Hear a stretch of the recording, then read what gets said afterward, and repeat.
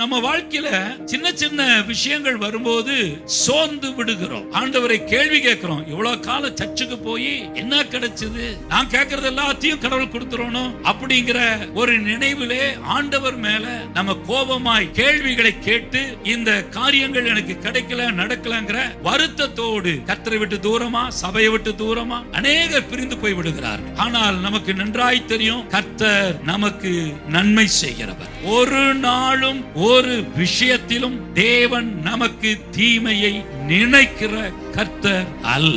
உங்களுடைய தேவைகளை, உங்கள் சுகத்தை, உங்க பிள்ளைகளின் எதிர்காலத்தை, உங்களுடைய வியாபாரங்களை, உங்களுடைய வாழ்க்கையின் எந்த விஷயமானாலும் கர்த்தர் அதை செய்வதற்கு பிரியமும் வல்லமையுள்ள தேவனாய் இருக்கிறார்.